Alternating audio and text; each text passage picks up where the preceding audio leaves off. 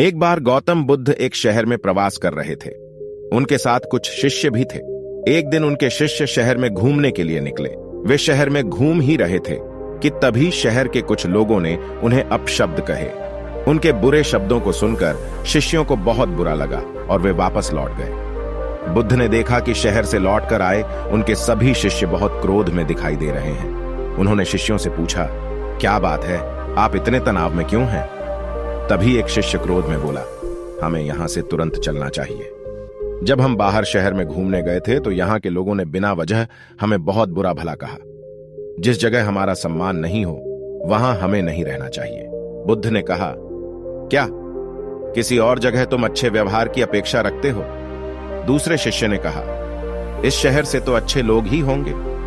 तब गौतम बुद्ध बोले, किसी जगह को सिर्फ इसलिए छोड़ देना ठीक नहीं कि वहां के लोग बुरा व्यवहार करते हैं। हमें तो कुछ ऐसा करना चाहिए कि जिस स्थान पर भी जाएं, उस स्थान को तब तक नहीं छोड़ें जब तक अपनी अच्छाइयों से वहां के लोगों को सुधार न दें। हम जिस भी स्थान पर जाएं, वहां के लोगों का कुछ न कुछ भला करके ही वापस लौटें।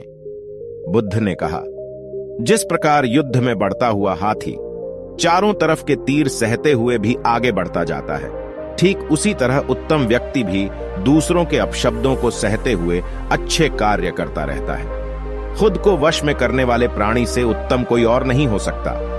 बुद्ध की बात शिष्यों को अच्छी तरह से समझ में आ गई और उन्होंने वहां से जाने का इरादा त्याग दिया। तो दोस्तों, हमें इस कहानी से सीख मिलती है कि हमें कभी भी क्रोध नहीं करना चाहिए और खुद को वश में रखना चाहिए।